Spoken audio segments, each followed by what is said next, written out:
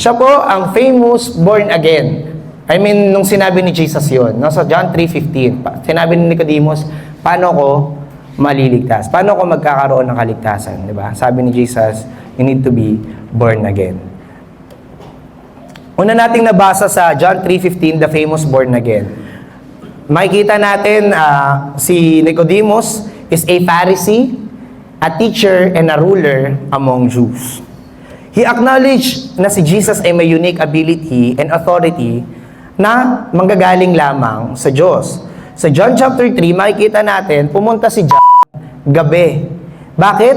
Kasi ayaw niyang makita siya na pupunta kay Jesus. Again, he is a secret follower of Jesus. Struggling with doubt or has a shallow faith despite identifying as a believer. Ang tawag po sa kanya is unbeliever-believer. May mga ganun po ba dito na unbeliever-believer? Struggling pa rin? With doubt pa rin kung totoo ba si Jesus? Shallow pa rin po yung faith natin patungkol kay Jesus. Pero tinitignan natin as, ako naniniwala ako kay Jesus, pero hindi ako sure. So parang ganun po. May mga ganun bang Christian dito na pag sinabi, naniniwala ka ba kay Jesus? Yes, naniniwala ako. Sure ka ba? Sakto lang.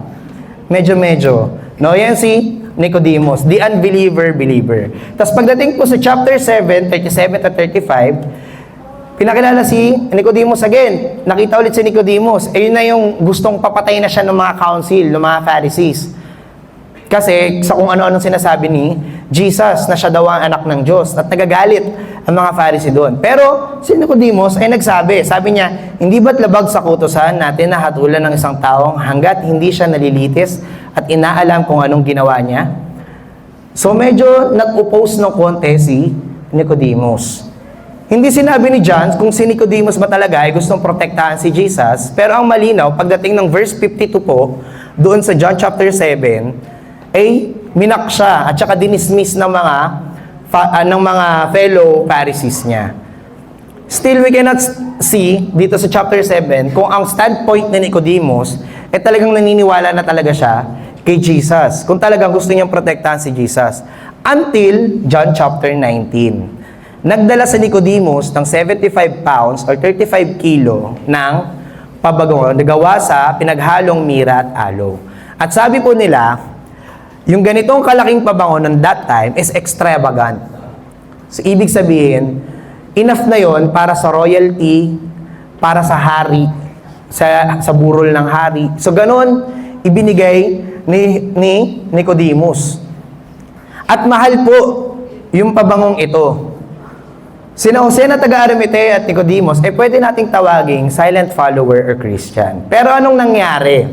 They stood up. They speak and they act. It is clear na pagdating ng chapter 19, talagang naniniwala na sila kay Jesus. Dahil willing sila to pay the cost of being associated with Him. Siyempre yung mga Pharisees, no? Tapos Pharisee ako. Tapos tutulungan ko si Jesus para ilibing sa pangmayaman. Bigyan ko ng pinakamamahal na pabango para ibigay kay Jesus. Anong iisipin ng mga Pharisee naghatol sa Kanya? Tagasunod ka ba ni Jesus? Siyempre magtataka yung mga Pharisee, no? Bakit nila ipapagamit yung libingan at bakit niya bibigyan ng ganong extravagant na libing? Doon sa pagpaplano na patayin si Jesus, possible nakasama silang dalawa doon sa mga council meeting. Sa John chapter 12, sinabi doon, maraming mga pinuno ng mga Hudyo ang sumasampalataya kay Jesus. So ibig sabihin, doon pa lang sa council na yon, marami na ang naniniwala kay Jesus. Pero, natatakot lang sila kasi baka mamaya sila ay i-dismiss, i-persecute. Kaya, nagiging unbeliever-believer pa rin sila.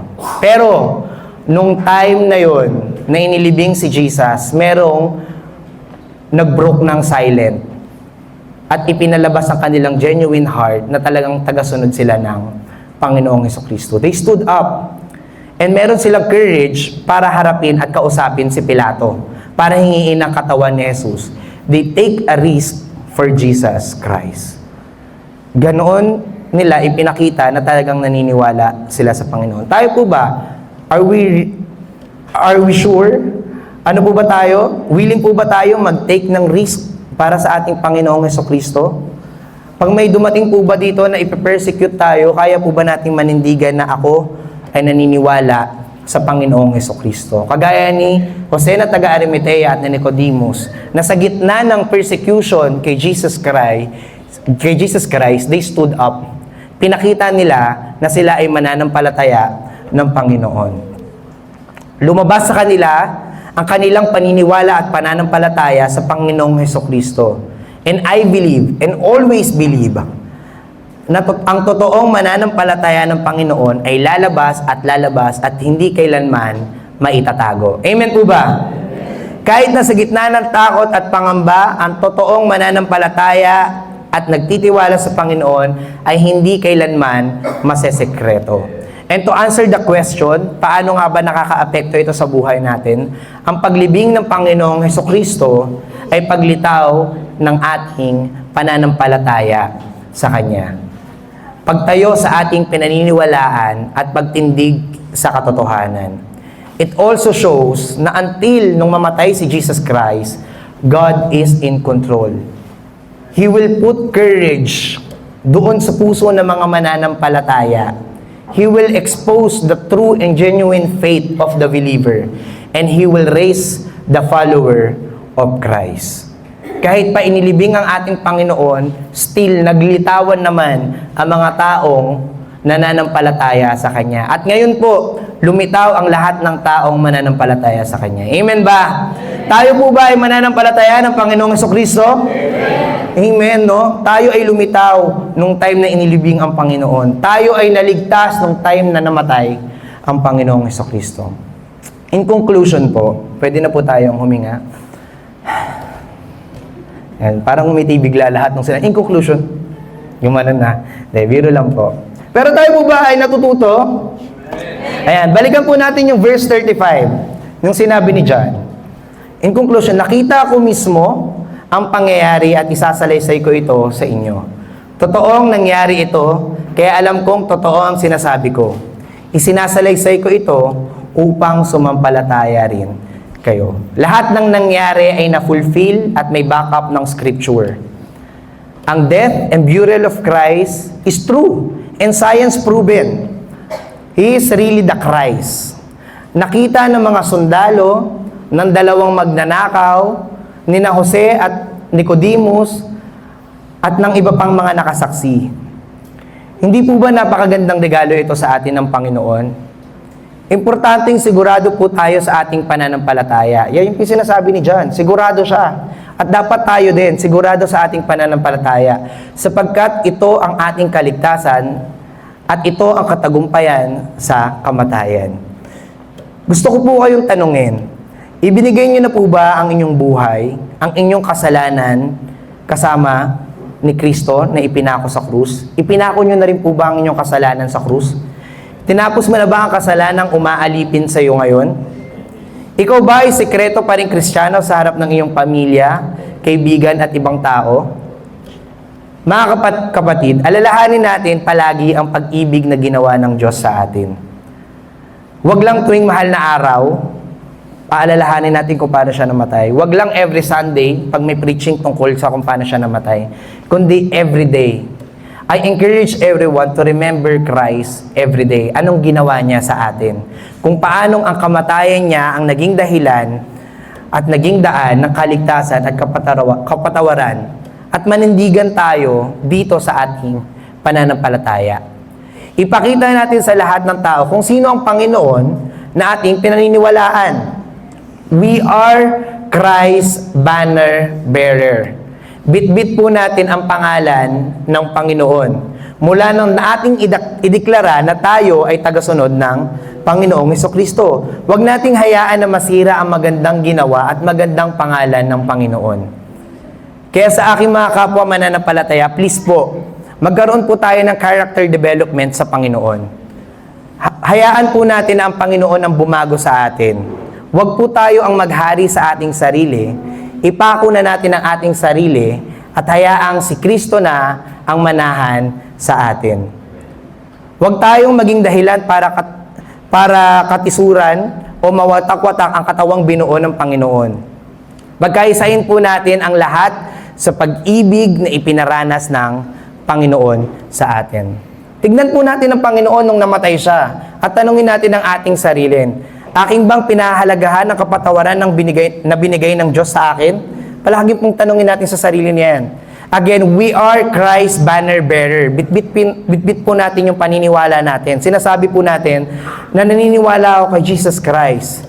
Ba, kung paano po tayo kumilos, mag-reflect po tayo sa ating pinaniniwalaan. Kasi it-reflect po. John 4:14. Pero ang sino mang iinom ng tubig na ibibigay ko ay hindi na muling mauuhaw. Dahil ang tubig na ibibigay ko ay magiging tulad ng isang bukal sa loob niya na magbibigay ng buhay na walang hanggan. Di na po tayo muling mauuhaw dahil kay Kristo. Di na tayo muling magagapi ng kamatayan dahil kay Kristo. At tayo'y merong katagumpayan sa buhay dahil kay Kristo. Sabi nga, it is finished. The victory has won. He make it clear that the work is done. Perfect. Complete, paid in full, with no death. That is why, even in times of suffering of Christ, and when people mock Christ, God is still in control.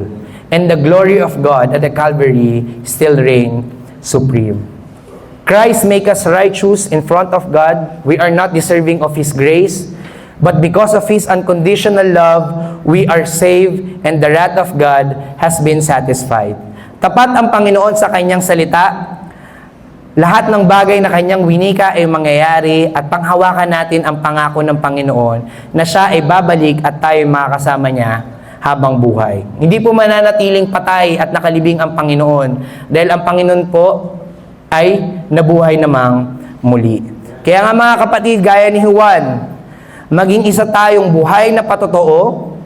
Tayo ay patotohanan natin ang kamatayan ng ating Panginoong Hesukristo. Patotohanan natin ang katagumpayan at kadakilaan ng Panginoon sa krus ng Kalbaryo. Tayo ay kumilos upang iparinig ang magandang balita patungkol sa kaligtasan na hatid ni Kristo sa atin. Kaya palakpakan po natin ang Panginoon. Hayaan natin na ang Panginoon ang bumago sa atin. Hayaan po natin na ang Panginoon ang siyang kumilos sa buhay natin. Purihin ang Panginoon. Glory to God po.